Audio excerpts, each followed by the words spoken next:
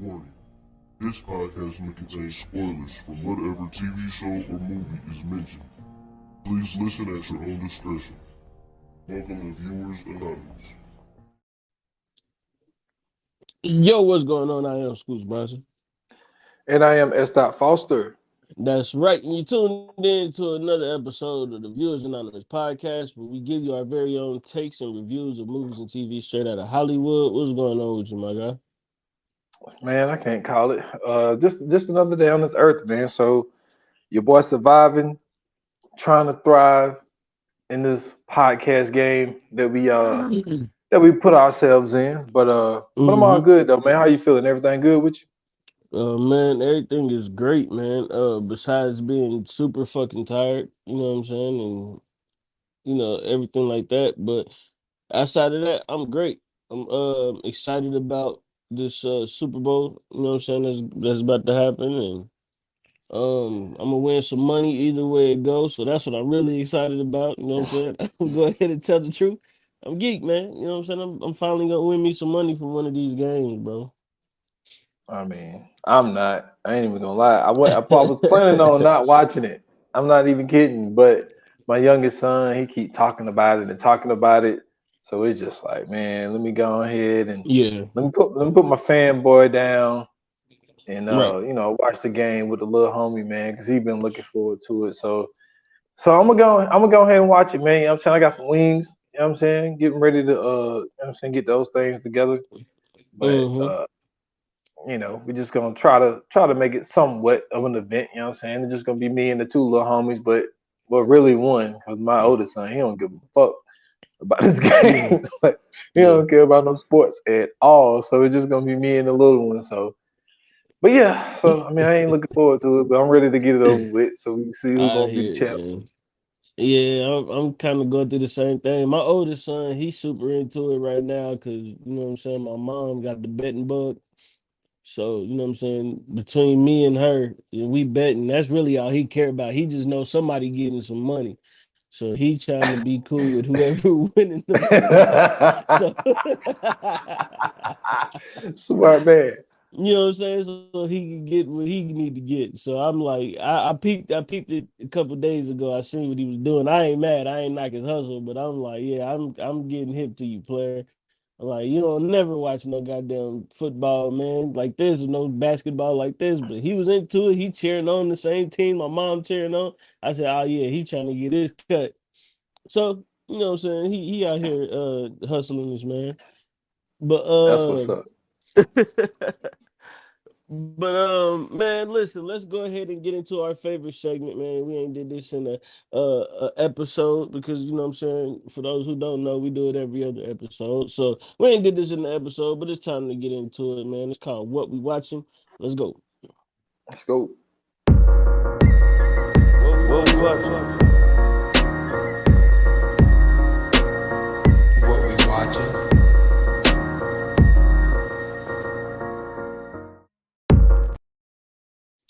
Oh man, that faucet water is horrible. Yeah. So what you got this week, brother? Man.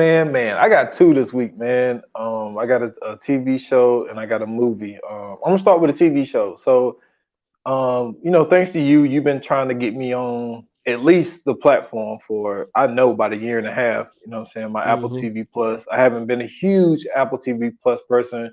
You know what I'm saying? Like when I first got it, the first thing I watched was Physical. So I watched like the first Hilarious. the 2 seasons of that.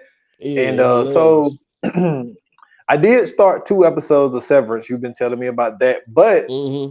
the show that I am hooked on right now is a show called Blackbird. And Mm-hmm. so this is a show where there's a guy who's a cop's son. The cop is actually played by Ray Liotta. I think this was the last thing that he did before he passed away. Mm-hmm. R.I.P. to Ray Liotta. But so he's the son of a cop kid, but he went the other route. He went to sell drugs and things like that. Got caught up, got pinched into, got squeezed into a a plea agreement where he thought that he could get like 5 years, but he ended up getting 10. So after serving 7 months, the FBI end up coming to him and proposing this thing to where if he would, so there's a serial killer guy who was accused, well, not accused, but assumed to have killed 14 girls, but they only had proof of either one or two. And what they wanted him to do, because he was a persuasive guy, they wanted him to transfer prisons and get, like, they gave him the file of the serial killer guy, gave him his file so he could learn everything about him, so he could befriend the guy and try to get him to confess of what, well, also killing the girls and where they can find the bodies, because they want to be able to have the bodies so they could charge him with all of these crimes. So I'm only 3 to 4 episodes in, and the show seems really fire right now, man. I like what I'm seeing. So shout out to Apple TV Plus and the show Blackbird. And the other thing that I watched, it is a movie that my youngest son, he has been so excited to see. We finally watched it last night. But that movie is Megan. And let me tell you something. Megan has completely, it's not even really a comparison, but if we're talking dolls, she completely blown Chucky out of the water. She's blown Annabelle out of the water. Like, this shit was good. The only thing I didn't like was like this one boss guy, like the way that he talked and like this accent that he used, it was terrible. Yeah. But it had your girl in it. I think her name Allison Williams, the girl that played the girl from Get Out. Yeah. Yeah, so she's like the main character in this. And basically what happens is, so it's actually her niece, but it shows the car accident of her niece with her parents that got hit by a snowplow truck. And so she had to take custody of her. And where she worked at a place where she built toys. And so it was basically this toy company that make toys for kids, blah, blah, blah, blah, blah. So she wanted to create this doll, which is Megan. And in the process of that, she ended up getting custody of her niece because her sister died and her husband, so now she got custody of her. And so she gets so she sees that she can't do both, like raise this child and be this career woman that she was. So when her niece said something about like having like a friend or whatever, I forget how she said, but so she ends up creating this doll, which she was already working on anyway, but now it's like she's like really like putting all her energy into completing this doll, and she kind of rushed it. And this doll, man, let me tell you, like anytime you put computer chips or some shit like that, like the way that she did with this doll, like the doll became so smart and it became so attached to this little girl. To obviously, if you've seen the trailers, she ended up killing motherfuckers for this girl, and it was really, really good. And the one thing that I do like, there's two things that's great about this movie. One thing is that they put the whole, because there was a therapist in there that would come in and talk to the little girl because, you know, she lost her parents, and then she's also trying to see is her aunt the best, you know, home situation for her. And so she had a conversation with the aunt when she was just like, when she seen her in the way she interacted with the doll, she used the whole psychological thing of like, you know, anytime somebody loses parents like that, they look for something to latch on to. And you created this doll, like, even though the doll is great, but, you know, she's not going to know, you know, about human contact with another person and really going out and get friends because she always wants to be with this doll. So right. I like how they put like the mental health and thing in there because that was true. She got so attached to that doll, like, man, she started going crazy. Yeah. And but the other thing, this might be one of the dopest things I've seen in the movie. And it's like, you only know if you know, right? So this is when the dog went complete rogue, right? After it just started just really killing everybody, right? So she goes to the house after all this shit go on. And you, like, the aunt started hearing a piano playing. You're not going to believe what this dog was playing on the piano. What? Yo, she started playing Eminem's Toy Soldier song. Okay. That's weird. No, dude, that is fire. I was talking about because if you know the hook of the song of Toy Soldiers, Mm-hmm. she's a toy. Yeah. It's dude. Hey, I was like when I heard it, dude, I had the biggest smile on my face because I got it. Like it's kind of like an inside thing of like if you know the song Toy Soldiers and she's playing Toy Soldiers on the piano, that shit was just fire to me. I'm sorry. I know maybe I'm the only person in the country that got excited about that shit, but that shit was good. But yeah, man, Megan was really good, man. I fuck with it. I think they did a really, really good job with it. They should have just got rid of the boss, his accent. Because I mean, even though he was an Asian dude, his accent was terrible. Like every time Yeah. he talked, I was just like, come on. But other than that, man, it was a really good movie, man. My son enjoyed it. We sat there and watched the whole thing. But yeah, man. So the two that I got this week is Blackbird, which is on Apple Plus, and Megan. Still gotta kind of rent it or buy it. But so yeah, those are my what we watching. That's what's up, man. So for me, I got a pretty simple one, man. I went back and just scrolled through some old movies just to check something out, and I figured I'd get nostalgic real quick. But the one that I found, man, and rewatched is one of my favorite movies of all time. Even though that it's produced and directed by Mel Gibson, it is a fire movie at the end of the day, but it's Apocalypto. Um, Man, you talking about a good movie to sit through. I know that a lot of people, you know what I'm saying, may not like it because it got the subtitles and stuff, but fuck all that. You know what I'm saying? The subtitles make it even better because it's pretty much about this dude. I think his name is it's something Jaguar. I forgot what his name is, but they call him Jaguar, and then pretty much he ends up losing his family and his tribe to a whole nother tribe. They come through and then they just start murdering people within the tribe. And he pretty much saves his wife and his son, his pregnant wife and his son, by putting them in the hole. And he tells them, you know what I'm saying, to just wait and he'll come back. And it's pretty much over a span of like 2 to 3 days or whatever, where they chasing him, they hunting him down, and he pretty much giving these motherfuckers the business.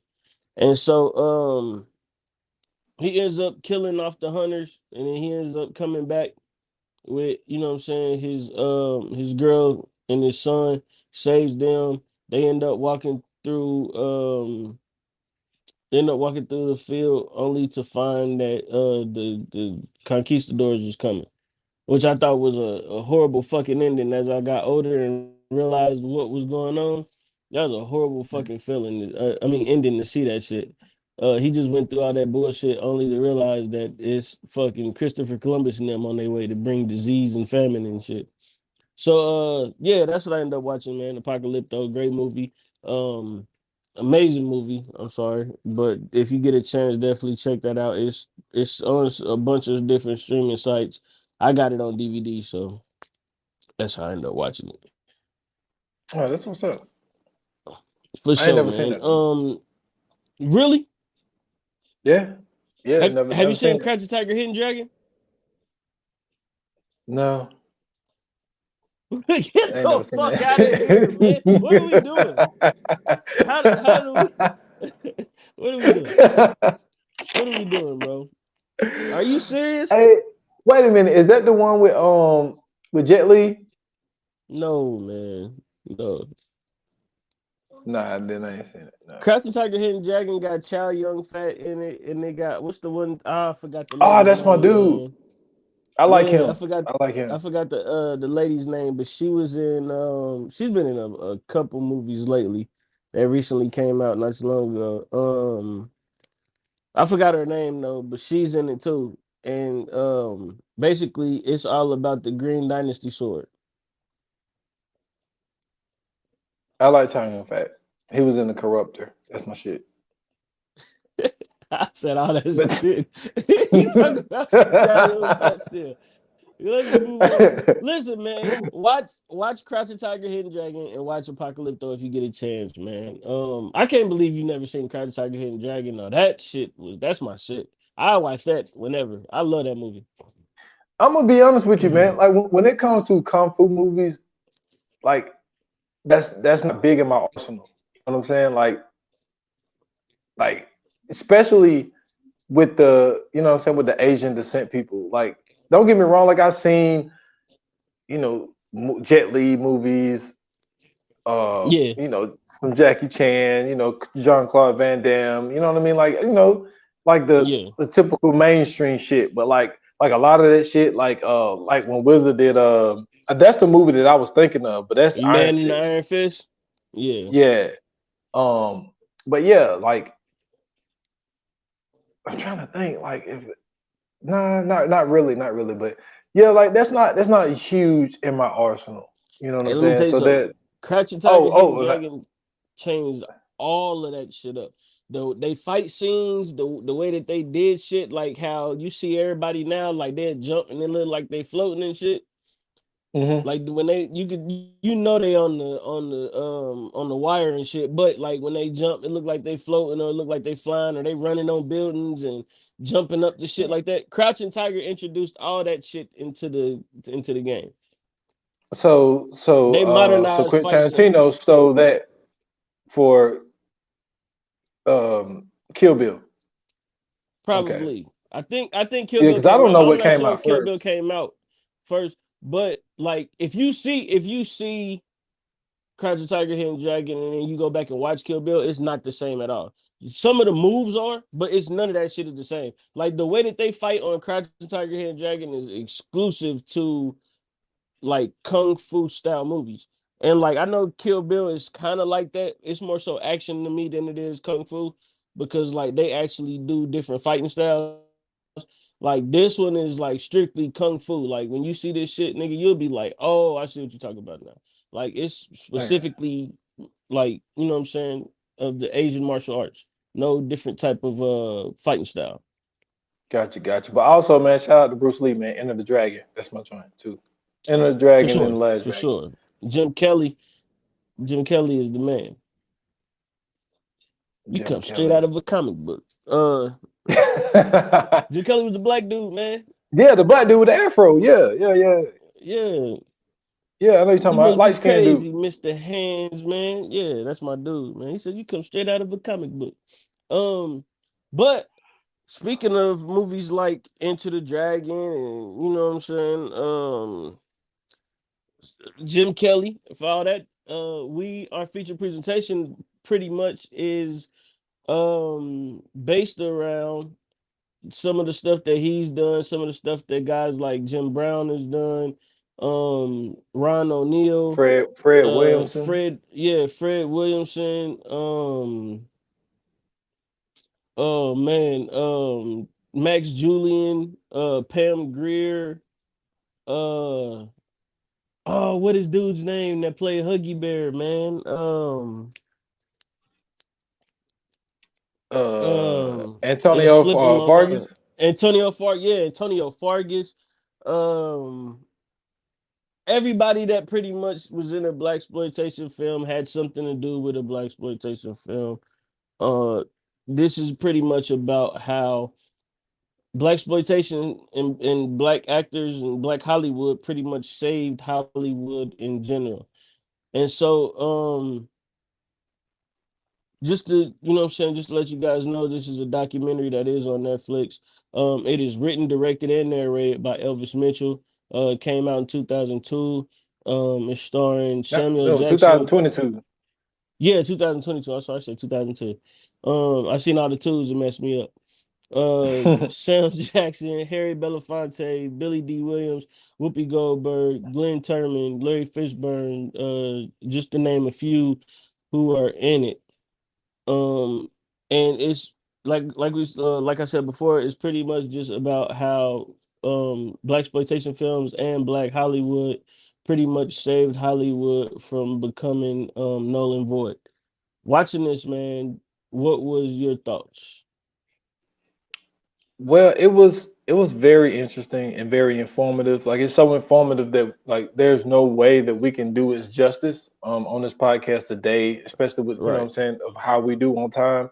But like it's very informative of like showing people like the resilientness like of what we are. You know what I mean? Like Mm-hmm. some of these names, like I'm not gonna remember all of these names, but just to see and hear of these people who were the first to, like they spoke of the first person to he directed, wrote, starred everything in his first film.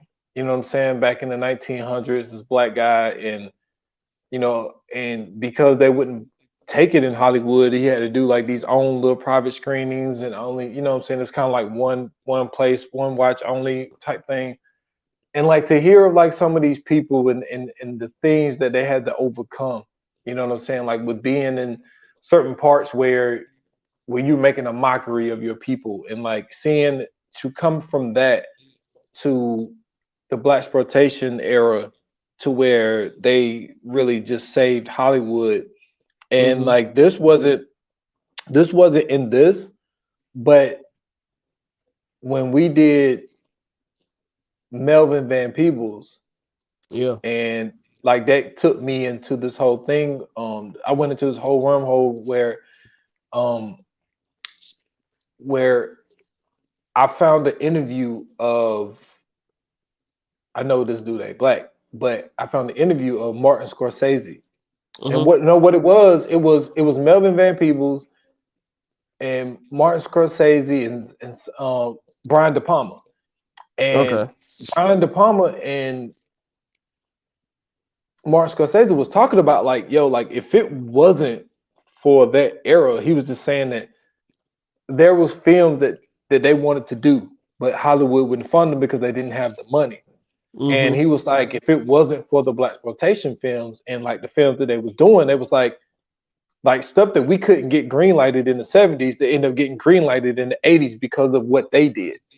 So Yeah. I thought that was cool to let people know, like, yeah, like these films may not, like when you go back and you look at them, and like also you got to also consider the time, but with the small resources that they had, like even today we have this conversation all the time. Like I've been bringing this up a lot lately when it comes, and the reason why is because the the Grammys and the Oscars wasn't too long ago. So, it makes me keep bringing up people like, which he wasn't spoken about in this, but like it makes me think about people like F. Gary Gray and, you know what I mean, Hughes Brothers and, Ernest Dickerson and, Ryan Coogler is the new guy. Like it makes me think of them because it's like, yo, like they're not getting the budgets of like these other people and what they're getting. And what they're showing you is they're showing you that they can make the best material out the least, and that's what the black exploitation films are. Like a lot of this shit wasn't shot as great as it could have been shot, but they did so well at it. They murdered it so well to where like these films they stand the test of time, and Mm-hmm. that's something that I took away from this because that wasn't my era. Like you are way more educated on it than I am. Mm-hmm. Um, like I've seen the newer version of Foxy Brown. You know what I'm saying? Like I didn't see the older version. I seen the Quentin Tarantino one. You know what I'm Mm-hmm. saying? So so when it comes to coffee and I didn't know the significance of Pam Grier as much. You know what I'm saying? Like I used to hear all of this stuff about Pam Grier, but I Yeah. wasn't into it too much. And like I remember seeing Superfly, not maybe not the whole thing when I was younger, Mm-hmm. but I watched it a couple of years ago because you was talking about it, and I ended up watching it. But yeah, it's very educational, man, and you just see the talent, man. The Yeah. talent is so crazy because these people had to do everything and they took all of the risks and they barely got the reward for it. So I know that's long winded, but that's my initial take of watching this. I'm gonna throw it back at you, man. What was your take on it? Okay, so for anybody who knows me and you know what I'm saying, you already know how I felt about this documentary. I love this documentary. And so much so that I got nostalgic watching this documentary. I told the story about how, you know, with growing up in my family, like my grandmother was always around. So like she was either always like watching me or or she was just at the house kicking it, or you know what I'm saying, or I was over at her house kicking it, or whatever the case may be. Um, and with her, she was like my gateway to, the 60s and the 70s, and you know what I'm saying, like the early 80s, and some of the 50s. So like with her, I would be, you know what I'm saying, privy to all the music and all the movies and all this different stuff like that. And I remember, you know what I'm saying, like I said, I could go back as far as being 8, 9 years old and watching the Mac. I can go back as far as 9, 10 years old and watching Superfly. I remember when I was 8 years old specifically, watching Coffee and seeing Pam Grier's titties. You know what I'm saying? Like I remember like I can definitely remember those moments. I knew who Pam Grier was at a very young age when nobody my age knew who the fuck Pam Grier was. Um, you know what I'm saying? I knew about Jim Kelly and I knew about, Fred Williamson. I knew about what Jim Brown had done. I knew about Jim Brown being an actor before I knew about him being a football player.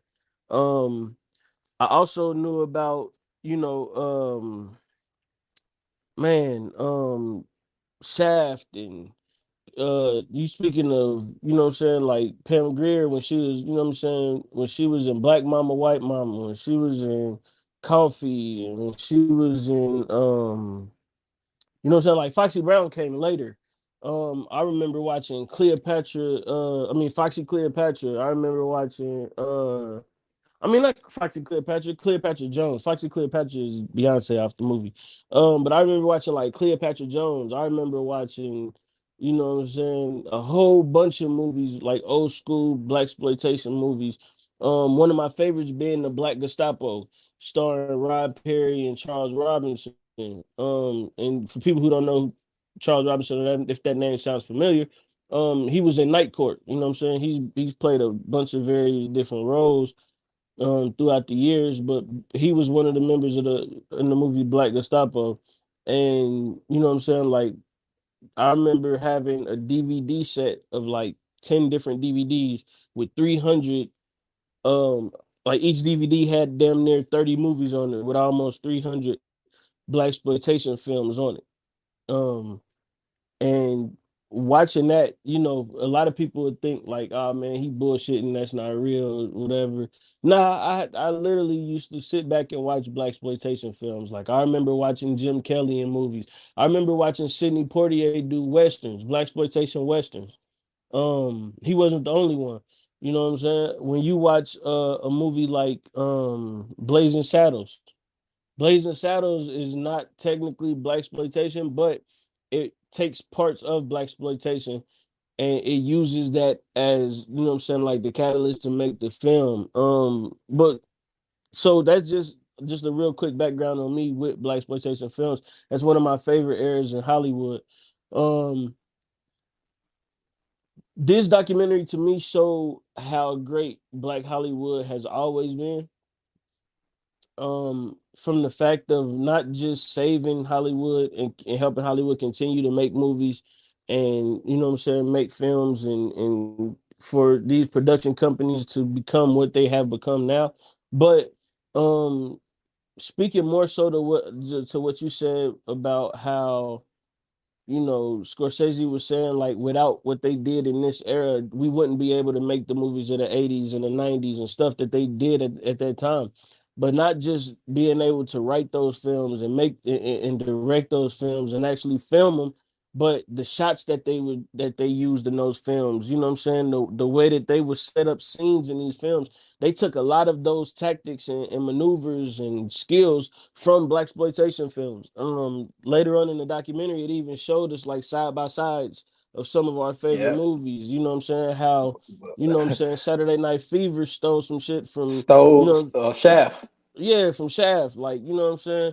Um, so it's just amazing to see that the things that we did, like, now it's a parody. Like if you go back and watch Black Dynamite, you know what I'm saying, salute to Michael John White, who wrote, directed, and produced that film as well, and starred in it as well. But being able to, you know what I'm saying, like bring the parody to it to where like if you watch movies like Dolomite, or you know what I'm saying, or the first Shaft, or if you watch PD Green, you know what I'm saying, like, and you see the boom mic kind of hanging down in the midst of everything, or you know what I'm saying, they up all night editing, so you might see a dude punch somebody. Next thing you know, it'll cut to dude falling back, but it ain't the same dude, it's somebody else, and then it cut back to the same dude that got punched. You know what I'm saying, laying on the ground. Like, just being able to go through the things that they went through and do the things that they did with what little that they had. You know what I'm saying? They weren't allowed to do so much, but the fact that they were able to do so much with, you know what I'm saying, nothing damn near, goes to show you just how great Black Hollywood has always been. And to see that, you know what I'm saying, the fact that you see the movies that we deem classics and that we call our favorites, to see that they took, you know what I'm saying, how to do a certain shot from this movie, or you know what I'm saying, the scene, the homage that they pay with stealing scenes from these movies and redoing them, you know what I'm saying, and replaying them over. Like, even in, you know what I'm saying, one of my favorite movies, Shutter Island, I didn't know that was homage to, you know what I'm saying, a black exploitation film, when they sitting in there, they dancing when he having a dream of his wife. Like, I had no idea that was, you know what I'm saying, even the song in the film is paying Mm-hmm. homage to, you know what I'm saying, that particular scene. So it's a beautiful thing to know that, even though um we don't get a chance to hear about it as much as we probably should, and it would be super dope for for these directors and producers and stuff to come out and actually say something about that, even though they haven't for so long. But the fact that, you know what I'm saying, we have this documentary that actually shows, and they, you know what I'm saying, you see these guys and they're talking about it, but they're also showing you side by sides, you know what I'm saying, of what's going on, is super dope, because now it's like, damn, this whole time, you know what I'm saying, we've been, you know what I'm saying, everything that this motherfucker place didn't want us to be, and we were still doing it. Even when we weren't on film, we were still on film, and I think that's just super dope. So if you don't mind me asking, right? So I got a question for you. So Yeah. for me, I live, so with my grandmother as well. Like I told you, when I went to stay with my dad, so my grandmother Mm-hmm. lived there. So my grandmother died when she was 93. So my grandma Okay. was in her 70s growing up, 70s and Yeah. 80s. How old was your grandma like growing up? Man, my grandma was in her, like, maybe 50s, 40s, 50s as I was growing up. See, I think my grandma died in her 70s. see, that's what I was thinking. And see, I Mm-hmm. think, and then like my grandma, like she was very, very religious person. But I also think that they used to speak about like, yeah, they were like Grams used to be wild, back in the day. I Mm-hmm. think they were talking about like as far as like I think she used to be like a drinker, and I think Yeah. like she had a turn. So I say that to say I think that there was an age thing, and I think that it's also like because my family, I don't remember really watching black exploitation films growing up. Like I remember like my dad like fucking with the Shaft and like Mac and like shit like that. But Yeah. like it probably was an age where I was just like, okay, like I'm really not, and I probably seen it, but it just Mm-hmm. didn't really, what I'm saying, stick in my head. But yeah, you brought up a lot of great points, man. And another Well, thing that real quick though, like, so just okay, to give like a quick explanation, because like I know like exactly what you're saying is what a lot of people go through. So like for me, right, like my grandmother was the oldest of 9 children. And so with her, the youngest of the 9 children was like my mom's big sister, because my hmm grandmother pretty much like helped my great grandmother raise everybody. And so with my aunt being kind of like, so I think my grandma is maybe like 10, 12 years older than my aunt. And hmm so like my aunt used to literally like be kicking it with my mom all the time, so much so that her daughter and son are like my big brother and big sister. We only two, well, her son, I'm 4 years apart from him. Her daughter, I'm 2 years apart from her. So that just kind of lets you know like how close we all are in age, right? yeah, And so even being around them, like even being around them, I was always around my aunts and my uncles, my grandmother's brothers and sisters. It wasn't like, well, I guess my great aunts and uncles. So you know what I'm saying, like I was always around them, so I was always exposed to some type of um something, you know what I'm saying, some type of older generational thing compared to everybody around me, right? So like when I would get when somebody would babysit me, they would always be in, you know what I'm saying, from the 60s and the 70s era. You know what I'm saying? Like Mm-hmm. so they would have record players. Like I remember seeing the original cover of Honey for the vinyl, you know what I'm saying, of the Ohio Players. You know what I'm saying? Like so I would see all of these different things, like, or when, you know what I'm saying, like westerns would come on, they would be just sitting at the house watching westerns. Or when, you know what I'm saying, like I said, like when the black exploitation film would come on, they would be watching that. You ain't got no choice but to watch it because hell, it's only 2 or 3 TVs in the house. You know what I'm saying? So, and then you young, so you ain't really have no choice. So growing up, it was just kind of that thing to where I was used to it. It to me, it wasn't anything outside the box because I had seen this shit so much because that's who I was around. And then you turn around and then like as you get older, where you get to like those, you know what I'm saying, preteen ages, you able to go to, you know what I'm saying, like Blockbuster and shit and rent a film. Yo, you got a cousin that's fucking 14, 15 years old and he acted like he's 16. So, you know what I'm saying, get a film shit. We was getting the Mac. We was getting, you know what I'm saying, Superfly. We was getting Coffee. We was getting Black Mama, White Mama. You know what I'm saying? We was getting you know, shit, the Black Gestapo and all these movies. And to me, it just looked like a movie. I didn't understand the significance of it. It was just a good movie to me until I got older, and then you know what I'm saying. Like I started realizing, like, wait a minute, like, yo, this is some shit that wasn't even supposed to be made. And the more and more I started realizing that they were black exploitation films and learning about them, that's when I actually understood like the importance of them and what they were. And so, you know what I'm saying. That's pretty much how it was growing up for me, at least. Yeah, it was different for me because like my dad really never had like my dad was never like a huge like VHS person. You know what I'm Right, saying? Like right. he was just more of like, and then like we was always go through our time. Sometimes we had cable, sometimes we didn't. So there was just a lot of just regular network TV on. That's why like my dad used to watch a lot of shit like what I'm saying, Cheers and MASH and Gilligan's Island and what I'm saying, Heat of the Night, Murder She Wrote, and all that type shit because it was just shit that came on regular TV because he just didn't really like buy like a lot of VHS and then it gets to the Yeah. point of DVDs. Like he just didn't buy a lot of that shit. So I wasn't really exposed to it like that. This was something that I picked up, not even that much. Like there's only a few of those films that I actually seen.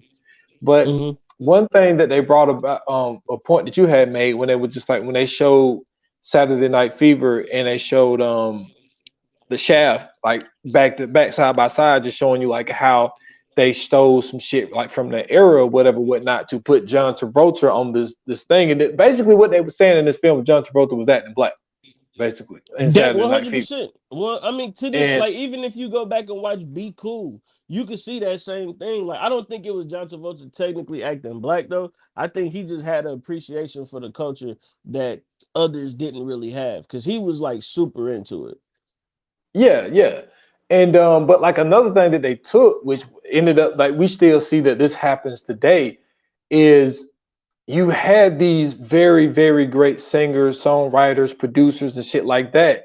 And they showed where, one of the people that they brought up, and which was a great album, was a Superfly album, you know what I'm saying, for the Superfly movie. And what Curtis Mayfield did, which they put out the album for the movie to get more buzz for the movie. And now Yeah. we see that that's what everybody started doing because they started looking at because these composers that they had back then. I mean, this is crazy. You know what I'm saying? You had Curtis Mayfield who did like 10 albums just for sound. They were just Yeah. soundtracks. You had Quincy Jones. He done some movies. You had Marvin Barry Gaye. He did Gordy. Trouble Man. Him, Barry Gordy. You had what's my dude name? Man, who fucked up my dude Sam Cooke. Went to his wife's funeral with his went to Sam Cooke's funeral. Oh, what's my dude name? I cannot believe I'm forgetting his name. He did it I'm about to across the say hundred. Wilson Bobby Pickett. Womack. That was, yeah, Womack. I was about Bobby to say Womack. Wilson. Yeah, Yeah, so like you had all of these great musicians who was, you know what I'm saying, doing these albums, for this. Mm-hmm. And then, a guy like Melvin Van Peebles, who we spoke about before when we did a appreciation on him. But like, when he did Sweet Baby Badass, like Mm-hmm. he directed, wrote the movie, and he fucking did the soundtrack. Like he did Yep. everything his fucking self. And he did the same thing by putting out the Sweetback album first and then putting out the movie. And like he Mm-hmm. went on this whole thing where, what I'm saying, where they made like his movie X-rated or whatever, but he made sure he put, by a white jury or whatever, whatnot. And so like with getting the X tag, like the movie couldn't be played like everywhere. So Right. like giving us this information of like all of the shit that they had to go through when, what I'm saying, like when he did Watermelon Man, where he flipped that shit, what I'm saying, because you had white people doing blackface, but you never had a black person doing whiteface. What I'm saying? Well, Mm-hmm. dude was black. Well, just woke up one morning and then, he was white, but he woke up and he was black. And Mm-hmm. so, what I'm saying, they showed the scene where he was sitting in the tub of milk thinking he could turn himself back white again. Like that's a wild ass concept. But Melvin Van Peebles, he pushed the, what I'm saying, he pushed the line. And Mm-hmm. it was great to see that, what I'm saying, that his offspring was able to do the same as well, with Mario Van Peebles, what he was able to do, what I'm saying. He even went into the Western lane with Yep. Posse. You know what I'm saying? Like Yep. he tried to, recreate some of the shit as well. But I'm gonna tell you who they did not bring up in this. But to me, and I want to ask your opinion, is this: I think that this was a quote unquote black exploitation film, but it was just done in the '90s. I think what Keenan Ivan Wayans did with "I'm Gonna Get You, Sucker," I think that was a homage film to black exploitation films. He even brought back like all of those people who were in that era. You know what I'm saying? Because Fred Williamson was in that movie. Jim Brown Jim was in that Brown. movie. Yep. We just brought up him earlier. You couldn't think of his name. Antonio Fargas. And Fargus, yeah, he had the what I'm saying, he walked with the high heels with the fish in the bottom of the shoes. Yeah, You he know what was I'm saying? reprising his role as Huggy Bear.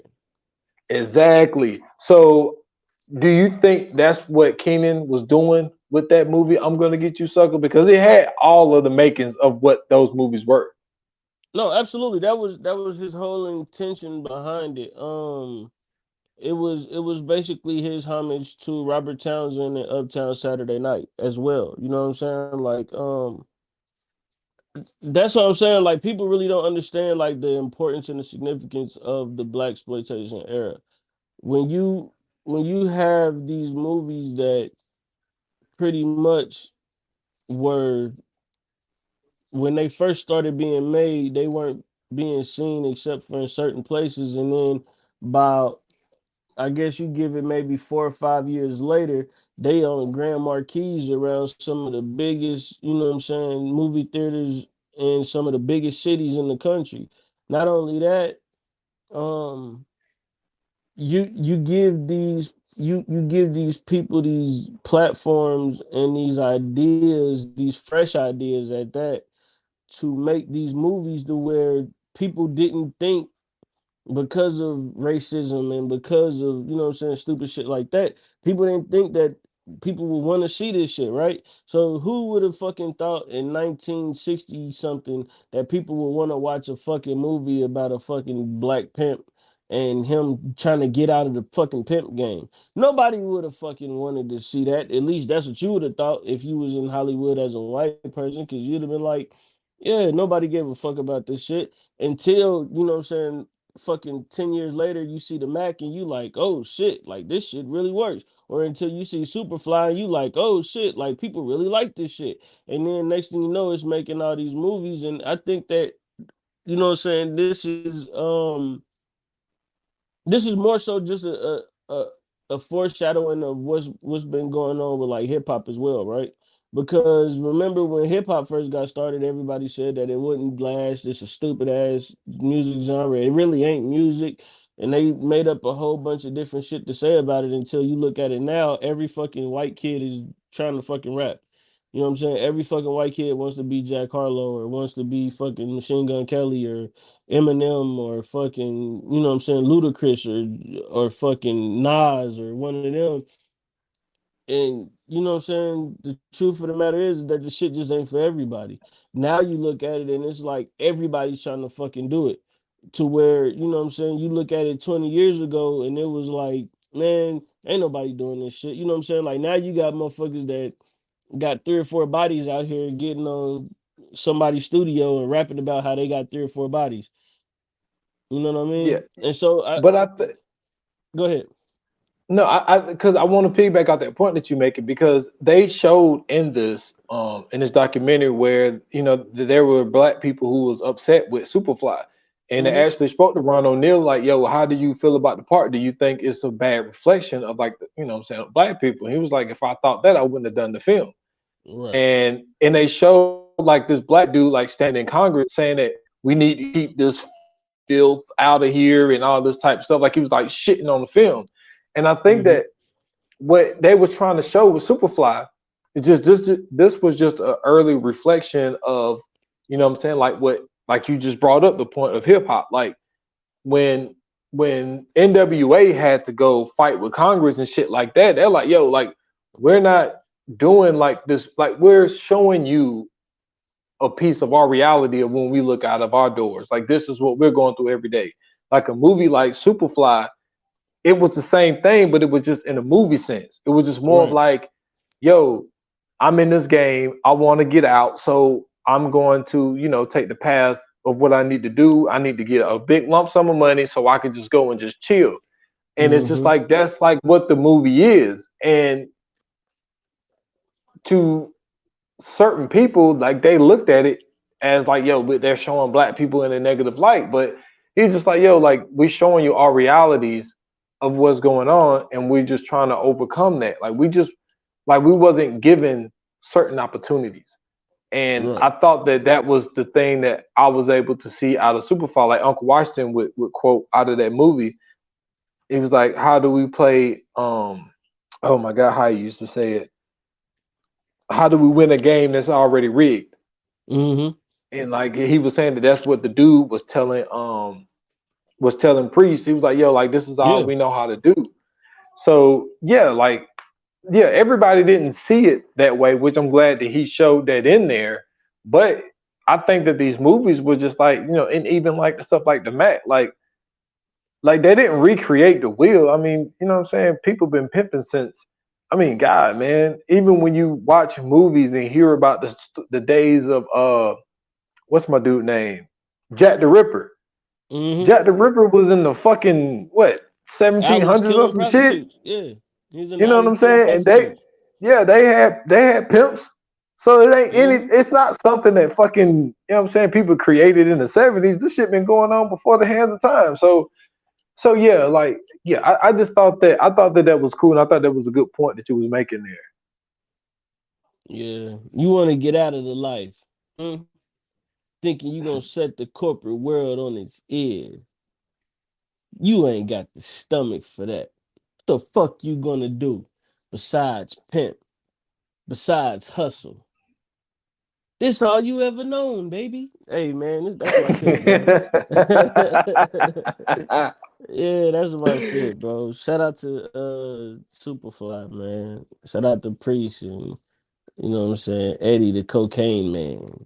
Um Yeah, but to me, that's an interesting thing, man, because the one thing and the major theme around all of these black exploitation films, and majority of them for the most part was always something positive, right? So it wasn't never like Mhm. negative connotations.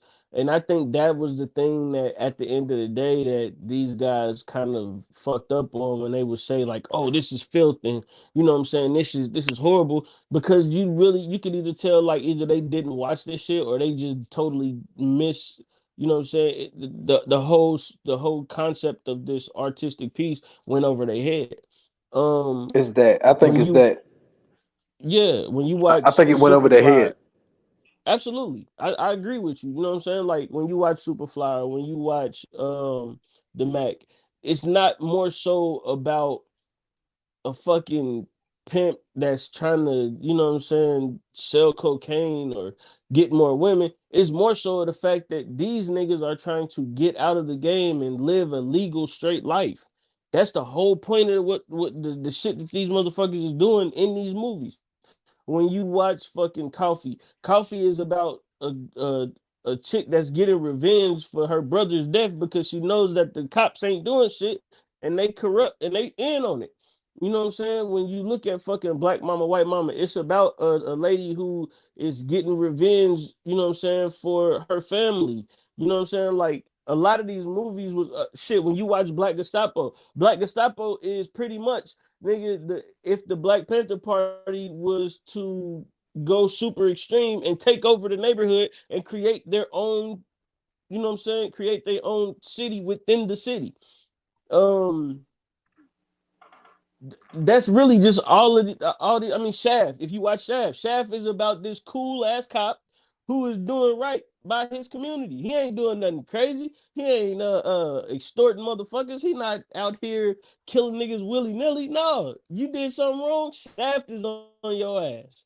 You know what I'm saying? If you out here and you done fucking robbed Mrs. Evans' store and you know you ain't supposed to rob Miss Evans' store, 9 times out of 10, Shaft gonna come see you, bro. You already know what it is. You know what I'm saying? Yeah. I like the point. I like the point of what they did with Shaft when they were saying when the way they introduced him, like walking through the city when they did the comparisons of Saturday Night Fever.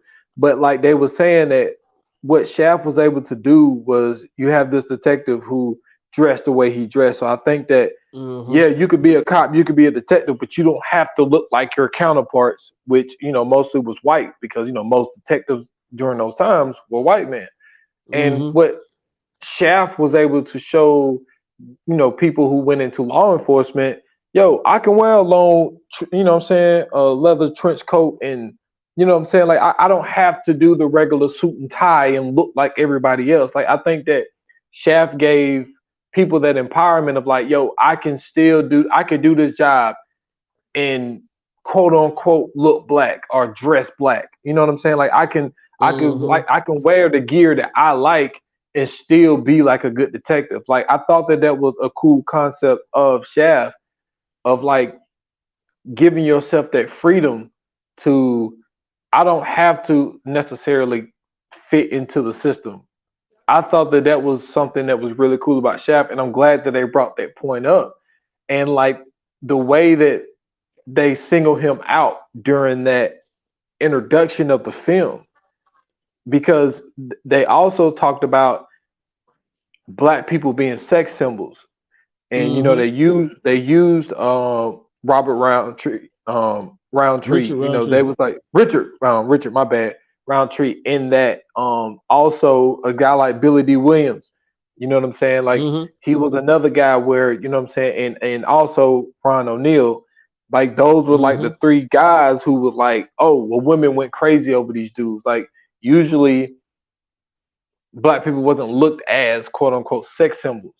So those were like the three guys that they kind of like really, really did it with, which was cool that they spoke of that. So like there was a lot of like little nuggets in here, where they use different examples. Like even the whole thing of like the very first person to play Othello, it was a fucking white man in blackface. Like that's crazy. Yeah.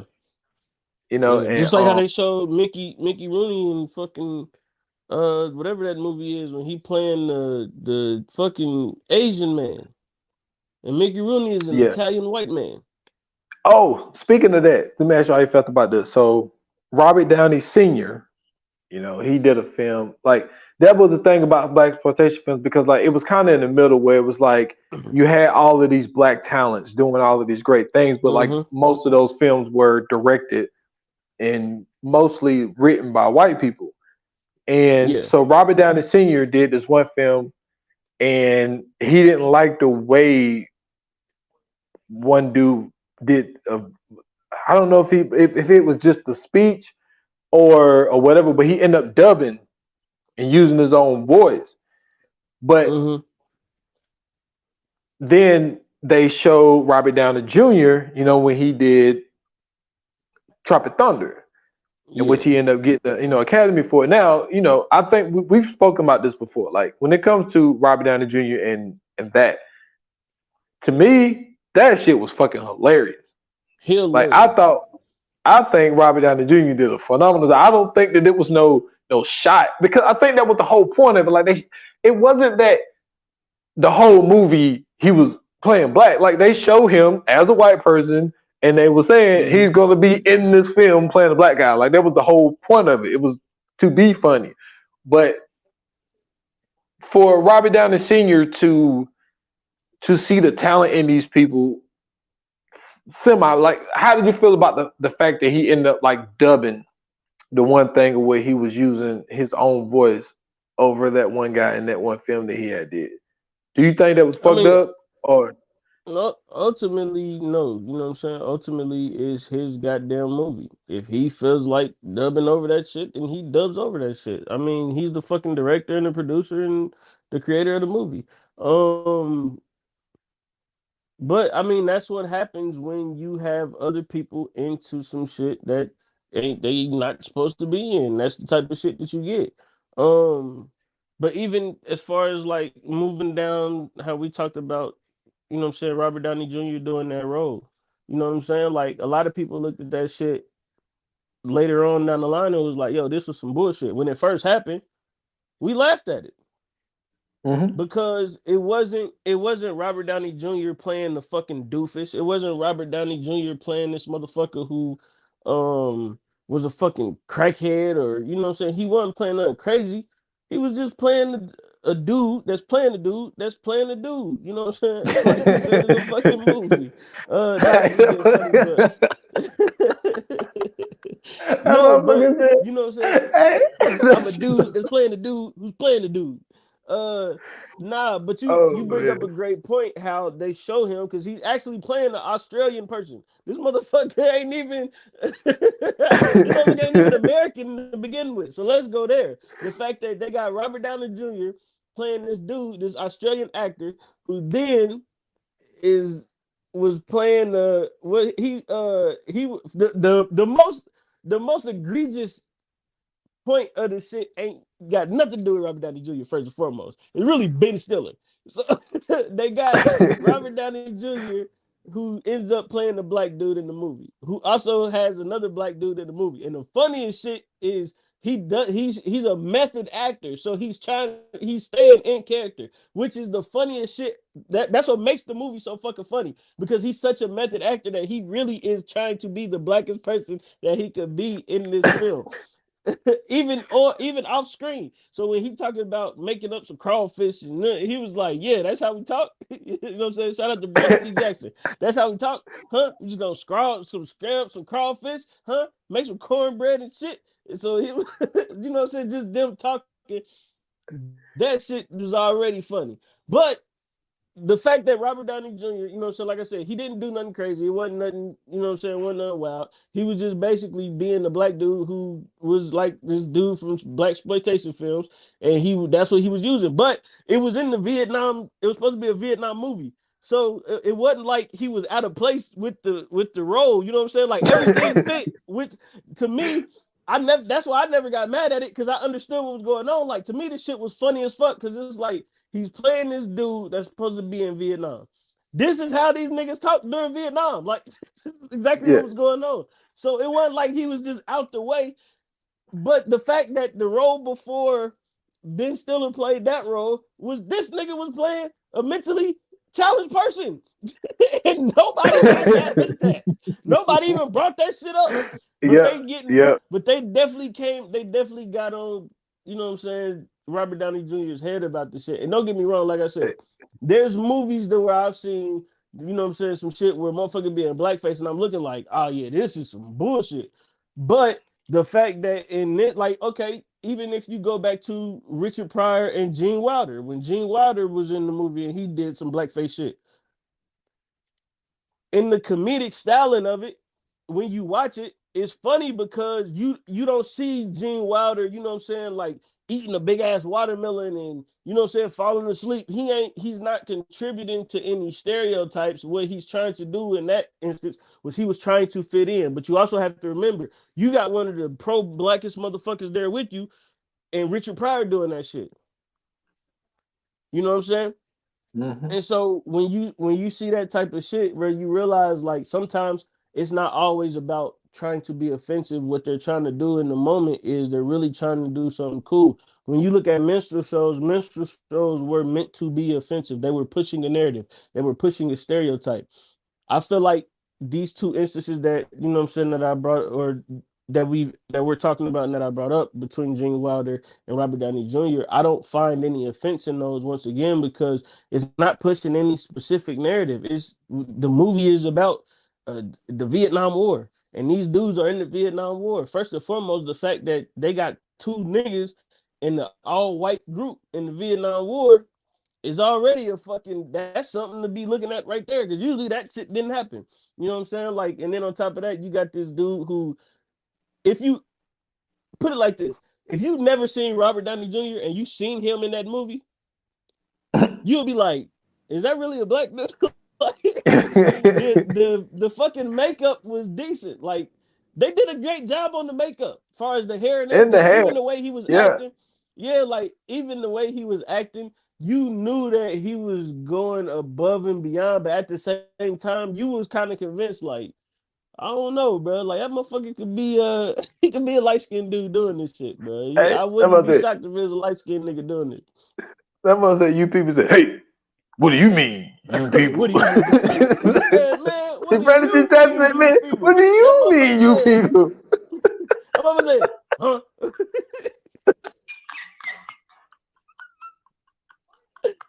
Hey man, listen, bro. It's some battles, man.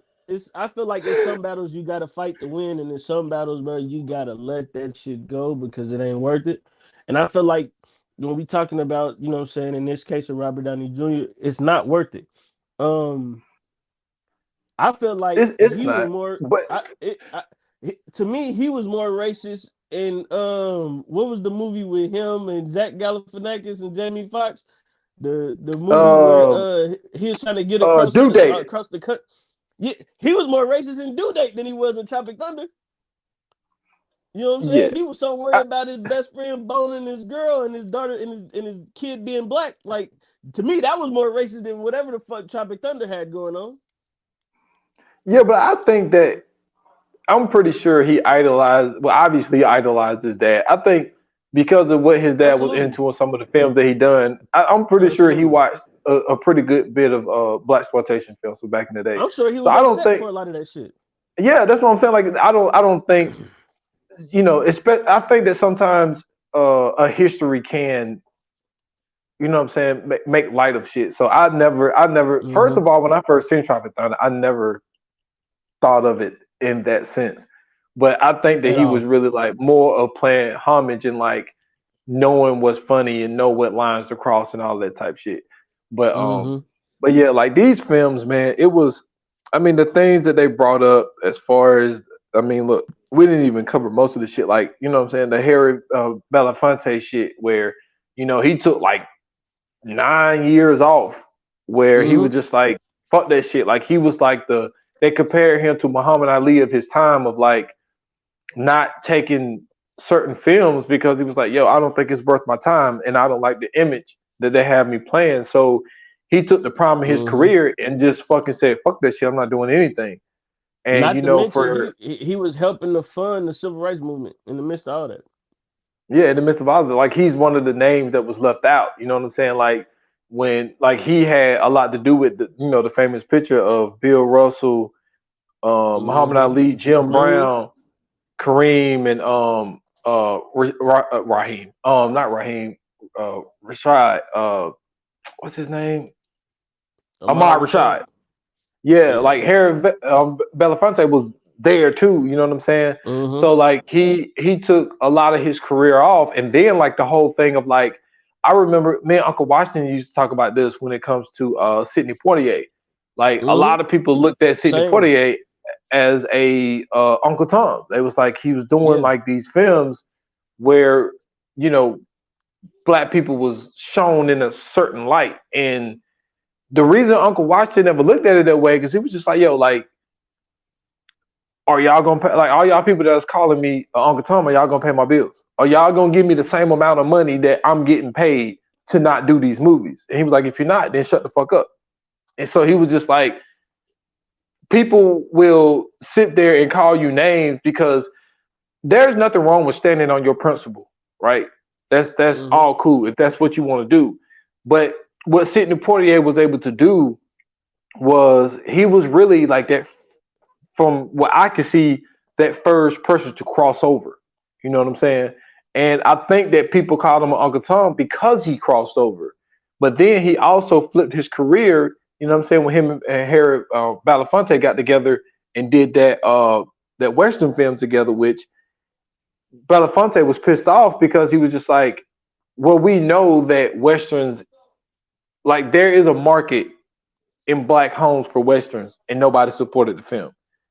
And he was just like, you know, for him, I think it hurt him the most because he's like, first of all, look what I was doing all the time that I took off. Look at the sacrifices that I made for our people. And then we make a film for our people and y'all don't support it when we know y'all went and y'all watched all the John Wayne movies. Y'all watched all of the Clint Eastwood movies. You know what I'm saying? When it comes to Westerns, but y'all didn't watch the movie that we put together.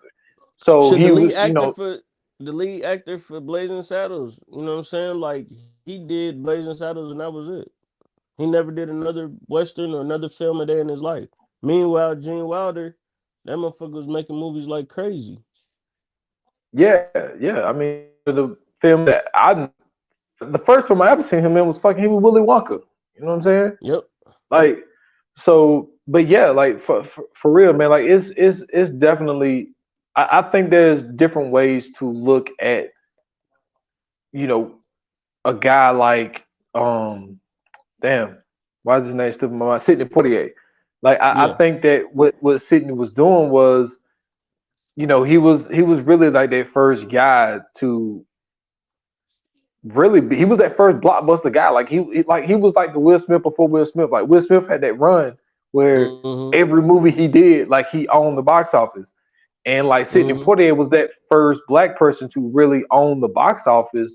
And he got called Uncle Tom for it because of some of the films that he done, you know, when it came to, you know, Guess Who's Coming to Dinner and, you know, and all of those type films in that regard. But like, you know, but this dude had, you know, the Heat of the Night. You know what I'm saying? Like I mentioned that earlier. Like my dad used to love the Heat of the Night. You know what I mean? So that was my first introduction into Sidney Poitier was the Heat of the Night. When that him he was like, they called me Mr. Tibbs. Was that him? I don't remember, man. I ain't even gonna lie. It was just funny when you said that. Hold on, bro. I'm about to look this shit up, bro, because I believe he was Mr. Tibbs in the movie, but I don't know what that shit is from, but I remember hearing that shit, bro. Yeah, I it was just funny to hear you say it, but like yeah, the way that he was looked upon, man, it was really that's tough, man. It's really tough having that line. Yeah, like that there's was him. that was him. Oh, yeah, the movie is actually called They Call Me Mr. Tibbs. That's funny. I ain't seen that. Hilarious, I ain't seen bro. that. They call me Mr. Tibbs. That's funny, bro. I kind of, you know what? I see a comparison to Sidney Poitier and Martin Luther King. You know what I'm saying? Like they was so controversial because of the way that they did certain things. Like some people, you know, you hear Martin was, you know, he took too much shit. You know what I'm saying? And so, you know, they called him Uncle Tom for being nonviolent and all that type shit. But there was a genius in what he was doing to get his point across. And I think it was also the same way with Sidney Poitier. Like, I don't think that maybe not as fast. I think a Denzel still would have been like a Denzel. But Yeah. I think that without Sidney Poitier, things wouldn't be what they are. Like I think that he took the route of doing the things that he done, you know what I'm saying, getting nominated. I think if I'm not mistaken, he was the first male to win an Oscar, a black male to win an Oscar, if I'm not mistaken. I believe so. So he opened up the floodgates for us, but you know, people looked at because hell, the movie. Yeah, as a matter of fact, the movie that he won for, Harry Belafonte was up for that film, and he said that there was one scene that he was upset about. He was like, "What would a black man be doing sitting at a table with Nazi nuns?" He was like, "That don't make any sense." Mm-hmm. So he was like, "I turned the film down, and then turn around, Sidney Poitier win a fucking Oscar for it." So Mm-hmm. now, not saying that Harry wouldn't have, or maybe that's what he was saying. Like, you know, I think he felt, yo, my talent is just as good as his. So if he got an Oscar for that, I guess he figured he would have got one too. But Yeah. he just took the stance of like, I'm not doing something that don't make sense. Like I would never be in that situation. So, you know, he turned the film down. But I wanted to make sure before we got out of here, like we had to speak about Sidney Poitier and his appointment to Hollywood. And I'm pretty sure he didn't like those tags because I think that Sidney Poitier never was a guy that was trying to be white or, you know what I'm saying, whatever the case may be. Like he broke down barriers. And with him breaking Definitely down,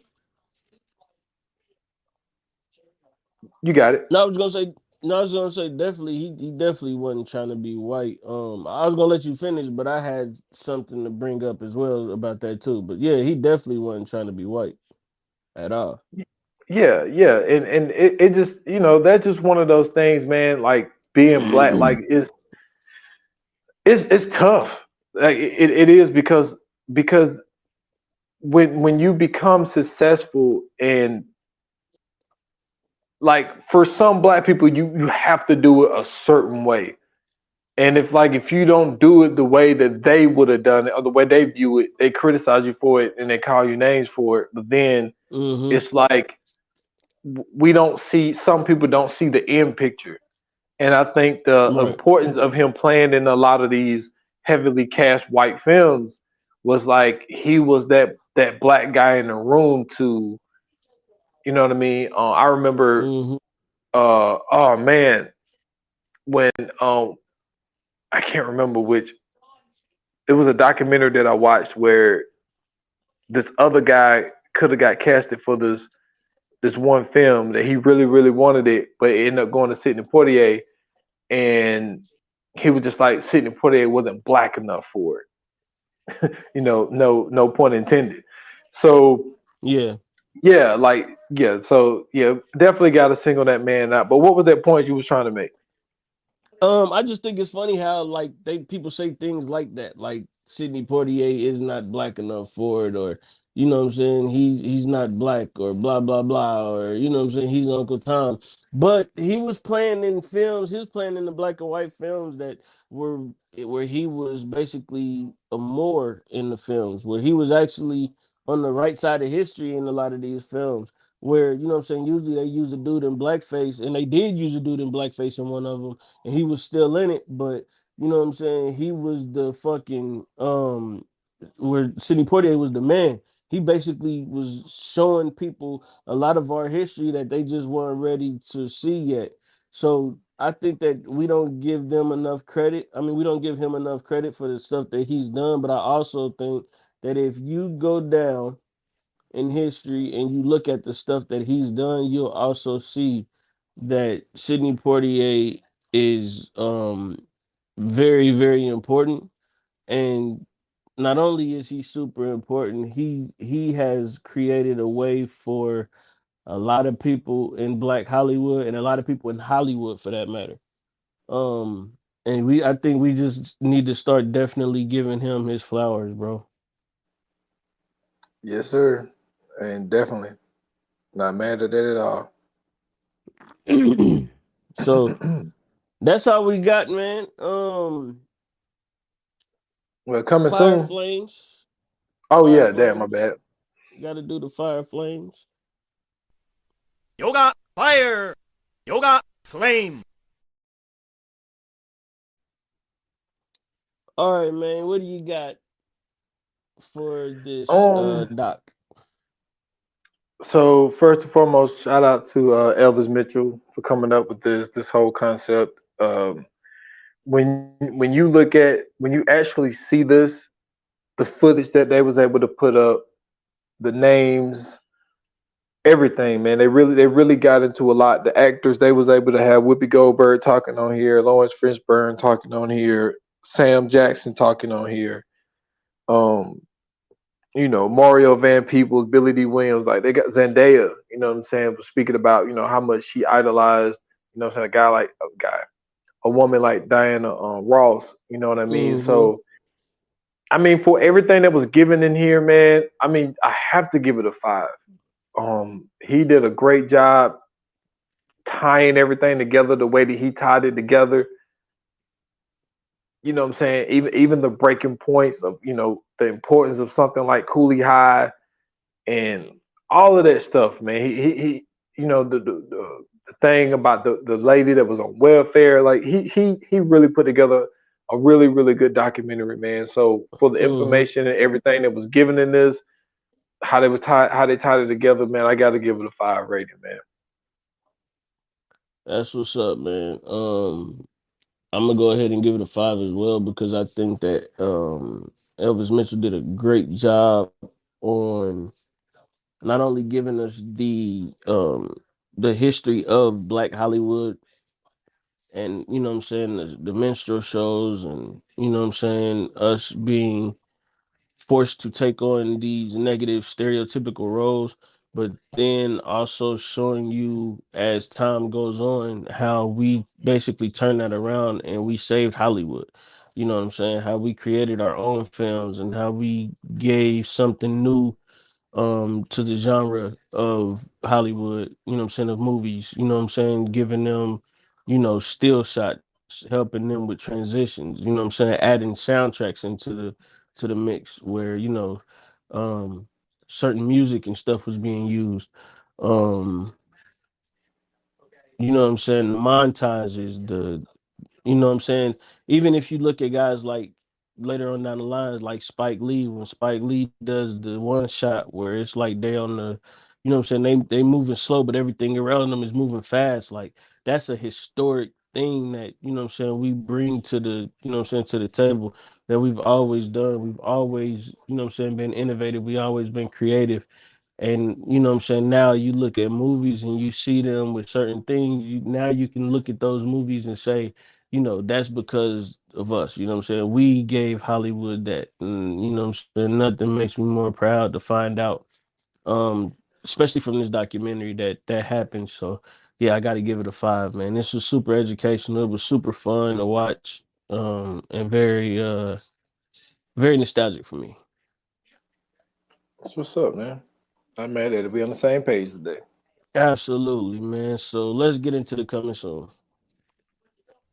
Coming soon to own on video and DVD. So, oh, wait a minute. As that, I think you got knocked out real quick, but that's okay, man. You know what I'm saying? I'm definitely gonna say coming up next, and that is a black classic. Sanaa Lathan, Omar Epps, and a host of other black people. We are continuing, what I'm saying, to give you another great black movie, and that is Love and Basketball, man. One of the most confusing black movies of all time, I must say. Very, very confusing black movie.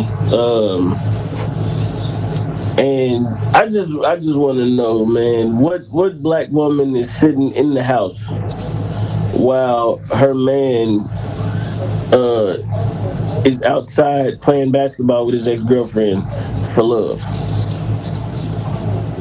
That's funny. I can already You see know the what I'm lane you saying? taking. I already see it, man. This is not gonna go the way I thought it was gonna go. Not You at know what all. I'm Not at saying? all. Because I got hella questions. This movie is Oh not man. what black people think it is. I know it's a classic, don't get me wrong, but yeah, I got to dissect this shit. Oh man. Oh Because there's a man. I lot of knew. bullshit going on in this movie. I mean, look, it is, but you know what I'm saying. But we got to do it for the lovers too, man. For sure, man. For You sure. know, this movie, it is one of those classics, man. You know, this is another movie. You know what I'm saying? Well, Omar Epps got a scholarship this time in I think this is basketball. what is this? That's the Valentine's Day episode too, ain't it? Yeah, that's the Valentine's Day Look at episode. that. Look at that. Look at that. We bring out black love on Valentine's Day, man. That's what we do. So yeah, man. So this is gonna be interesting. I'm like, dude, I'm telling you, this movie was like even though I always was more of a football guy. You Mm-hmm. know, I played basketball because I would tell people basketball was my third sport. Like it was Mm-hmm. football number one, track number two, basketball number three. Mm-hmm. But I'm not gonna say in that like I didn't fantasize about like, yo, but it'd be so dope to be with a girl that could play ball. Like, man, we can go in the backyard and we could just fucking, you know what I mean, hoop it up. Hey You man, know what I'm it's saying, overrated. It's not what you think it is. It's definitely man? not what you Listen, think it is. I had a crush on a girl that I used to play basketball with all the time, and I wouldn't let her. I would do my best. I'm sorry to not let her do shit. And sometimes she would like score on me. That's not a good feeling. You in the midst of that game, you stop liking her. I can tell you that right now. oh man, you silly as fuck, man. Now this gonna not. I can already tell. Oh hell, this is gonna be one of them episodes, y'all. So stay tuned in Yeah, because this is gonna be one of them ones, man. So that's what's up though. It's it gonna be fun. definitely is. It definitely is. Um, so with that being said, thank you guys for tuning in. Thank you guys for listening. It's always greatly appreciated. If you like this movie, you know what I'm saying? If you like this documentary, if you think, hey, I don't know, you know what I'm saying, the black exploitation films really did this, you know what I'm saying, and you want to just talk about it, or you don't know what a black exploitation film is, or maybe you just want to be like, hey, I want to watch some, you know what I'm saying, do you guys got any you can recommend? Hit us up on the Instagram and the Twitter at View9 Pod. You can also hit us up on Facebook, VA Pod Watch Group, for the socials. You know what I'm saying? You can do that at any time. And then you can hit me up on Twitter at Scoots Bronson. I got a link tree in my bio. You can find me everywhere else there. And y'all can find me at s.foster8 on Instagram and on Twitter at 28 minutes or less pod. That is just on IG. Check out the podcast on all major platforms, 28 minutes or less. Last episode is 115. I was lucky enough to get this guy I'm on here with now to jump on the pod with me, man. We did 50-year anniversary of hip hop, man, and Yep. we had a phenomenal conversation on that shit, man. It ran long, so if y'all want to hear, we tried to break it down as best as we could. Cause like I say, it's 50 years of hip hop. Can't cover everything, but we got a lot of good content in. Go check that out. It's on all major platforms, and stay tuned for the next episode of 28 minutes or less. Be coming to you very, very soon. Yes, indeed, man. Thank you again for tuning in and listening and supporting us as always. It is greatly appreciated. But like they say in Hollywood, man, until the next episode, that's a wrap. Cut.